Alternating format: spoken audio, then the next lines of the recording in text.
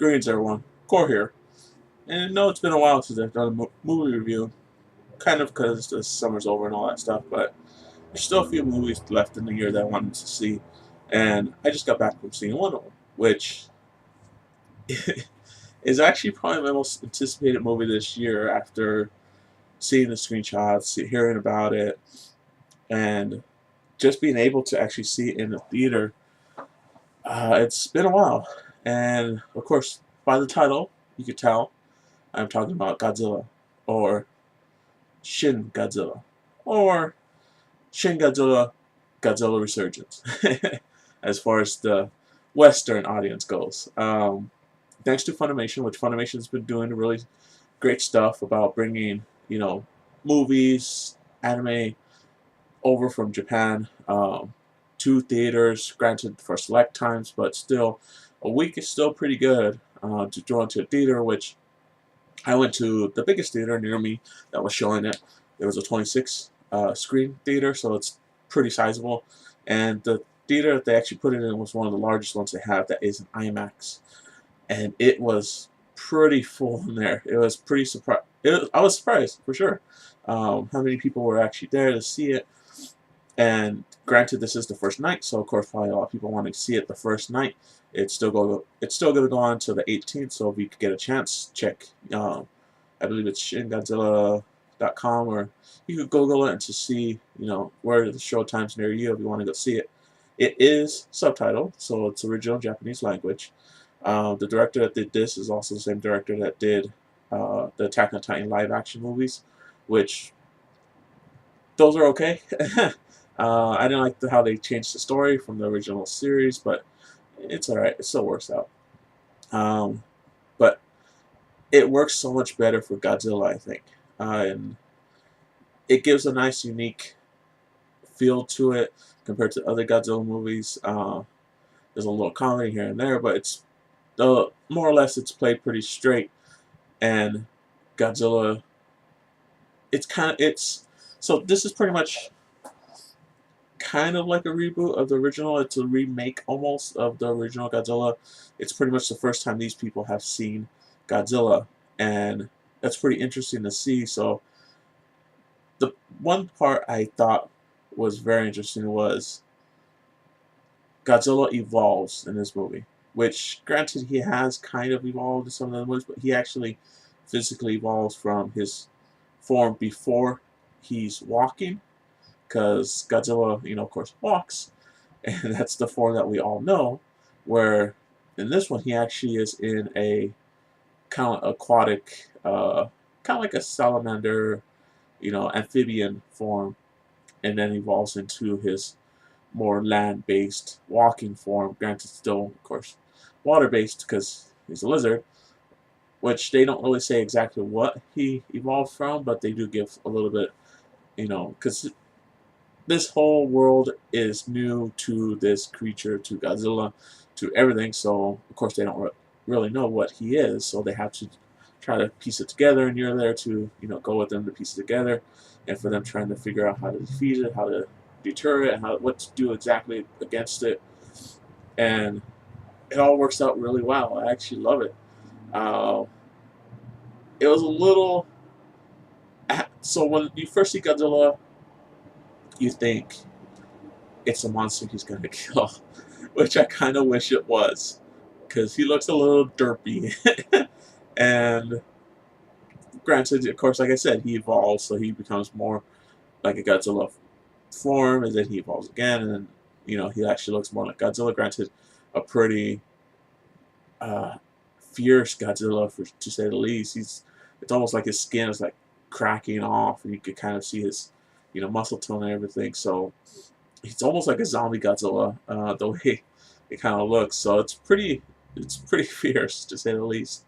It's pretty interesting how, like, his moves and his abilities kind of evolve. He gets a couple new abilities in this one, so they will probably carry that over to if they make more. And like I said, this is Japan's Godzilla. This is Toho Godzilla.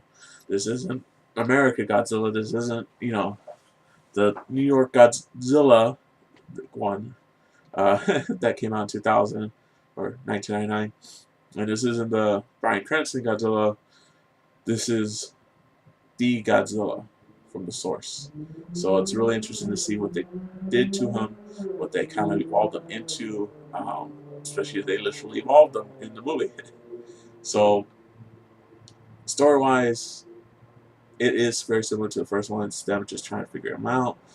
It has the whole you know, subcontext of the whole bureaucracy of everything in Japan and everything, because you see literally every stage that they have to go through just to do, one thing, which seems like they should be able to do it just right off the bat.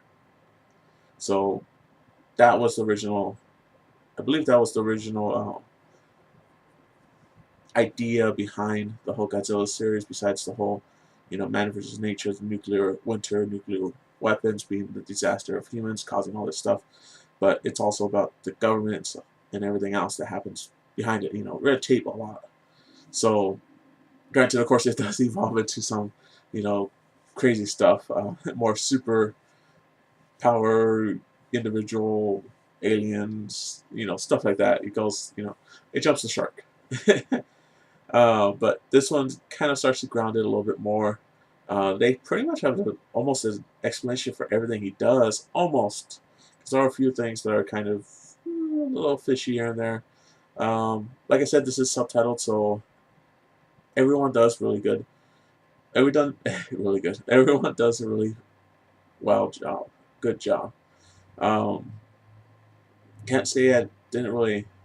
It's funny, like though they do have a couple English speaking actors, even Swedish, I believe they are, talking or French, and it's funny to hear that in a Godzilla movie because they've done it before, and they're probably the worst actors among the group because their lines are so. The American ones, at least the English lines, are pretty deadpan delivered. They're not really giving any emotion. They're just there to read the line. But everything else, all the Japanese actors, everyone else was really good. I loved it. The scenes were cool. The scenes were amazing. You get a nice scale of Godzilla.